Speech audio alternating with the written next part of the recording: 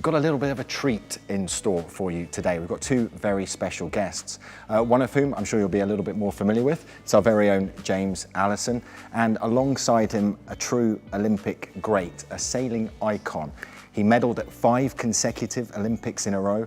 So Ben Ainslie. Gentlemen, thank you very, very much for joining us.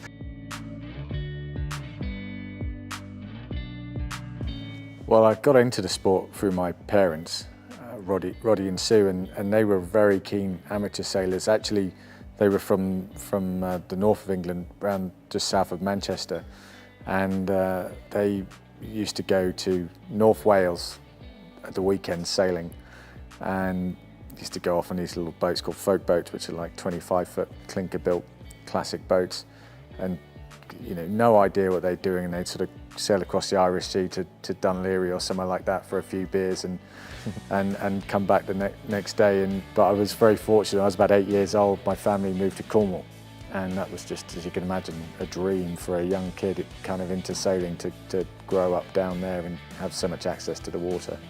And so yeah, it really grew from there. I think one of the great things about sailing and why all of us that are into it love it so much is that it's such a diverse sport. There are so many different challenges and types of boats that you can sail and different types of racing, inshore, offshore, match racing, fleet racing.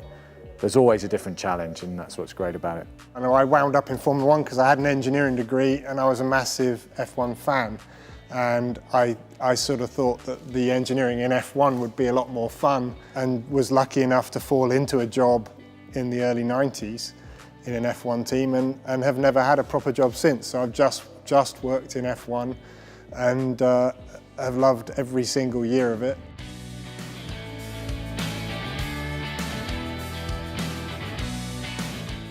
Well, I'm not joking. I always dreamed as a kid that I wanted to be a Formula One driver. But I clearly didn't make it. Play into the crowd. No, honestly, dead set. That's I'm not embarrassed to say it. I'm a massive Formula One fan. Yeah, I try and watch every race, and if I don't watch it, I record it and watch it back. And probably saying too much here, but embarrassing myself. But no, I really, really love the sport, and because again, it has so many similarities to what we do. Yeah, but I guess that's most boyhood dreams, is to be a Formula One driver. But I never really did any karting and got into sailing and enjoyed that, and that ended up being the pathway. Absolutely. James, any other kind of alternative route? Well, I imagined I'd be a fighter pilot just because I'm very unimaginative, and that's what my dad was. But I'm colourblind, and so couldn't do that, and stumbled into engineering, and to be honest, I think had a much happier and more varied and more challenging life as a result. So quite lucky to have been colourblind.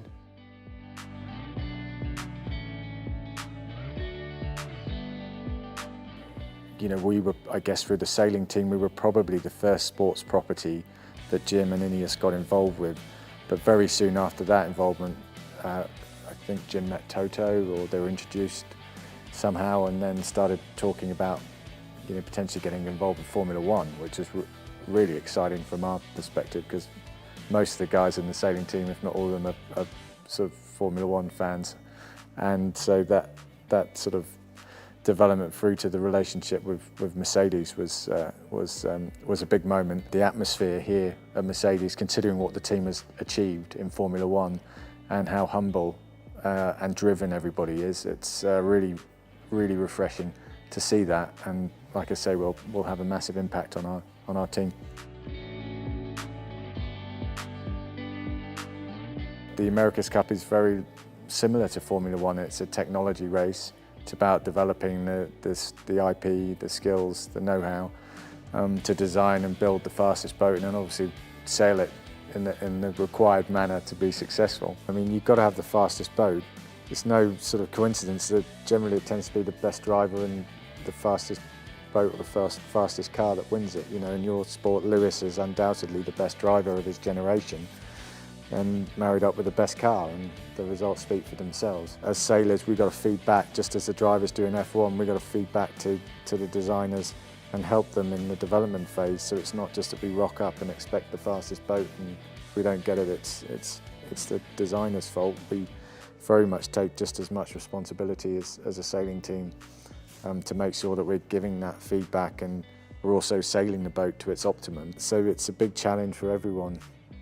We had a small involvement in the last campaign, the 36th America's Cup, where we just put together a team of engineers who went and tried to muck in and help with the last campaign.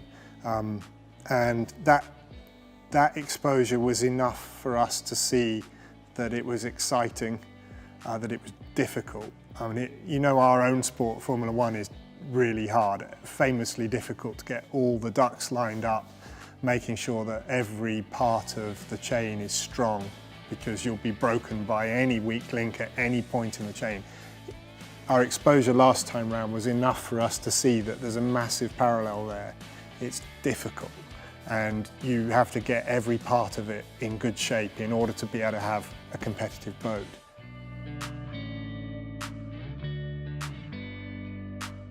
It was, like you say, it was a big year, and you know, trying to put on an event like that for a global pandemic, and certainly we were very fortunate to be down in New Zealand. I don't think there was really anywhere else in the world that could have hosted that event at that time. But it was a tough challenge for the team, because we had a number of issues with our second boat, our eventual race boat. It was pretty apparent as soon as we put it in the water and started tuning up against the other teams. And it was, yeah, I think it was probably the toughest experience I've ever had in sport in terms of our goal of winning the Cup. A long way to go, you know, a lot of lessons to learn from that, and you know, therefore really important to try and take those on board and you know, make the necessary changes to get ourselves where we want to be, which is competing, getting into the finals, competing, and ultimately beating the Kiwis. The distance between your opportunity for redemption is much, much bigger. So at the end of the campaign, I know just because Ben explained to me that the team reviewed where they had got to, what was good, what was bad, and made a load of conclusions from it. We did the same at the point where we were forming the team for this time round. We made some decisions about how we'll try to approach certain things differently, how we'll try to keep some of the strengths, because there's a lot more strength than there was error. If you speak to anyone who has done these campaigns, all of them within a very short while will tell you the same thing, and that is that America's Cup is as much as anything else a competition with time, because it is a lot of work to do to get a boat of that complexity conceived, designed, made, tested and competitive ahead of a race, and you're up against it time-wise right from the start. Our work is properly cut out to make sure that we can get through the design iterations with sufficient liveness to make sure that we have been over and over those things and these things and that enough times that we have hauled back the performance deficit that was demonstrated at the last competition and put something that is going to be fast enough to win. And our biggest enemy there is time. This boat has an awful lot of aerodynamics on it and a lot of fluid dynamics on it. This stuff we're not terrible at that. And with a bit of luck, some of our specialism there will really help. So up against it, against the clock right from the start, even though it's years away. But we've got a good, strong team of people. If we can get these two different worlds, MGP racing car folk and sailing folk, to find a very happy way of working together, then it's going to be a great ride. Sport at the highest level, it's never going to be easy, and you've just got to try and stick to your guns. You know, that goal is still the same, to win the Cup, and it's a learning process and a development process. It takes 2 or 3 campaigns to be able to come in and develop the IP, the skill sets, the team to to get the job done. And if you can play a part in, as Ben says, winning for this country, the only major sporting thing that this country has never won, my goodness, that's an achievement.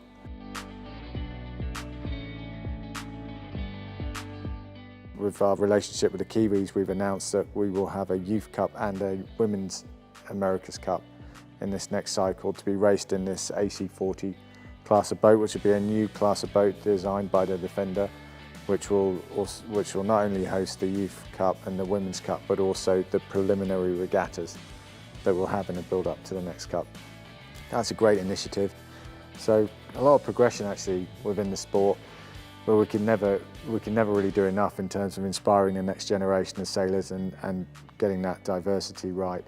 And it's an ongoing project, but some really good initiatives in more recent times.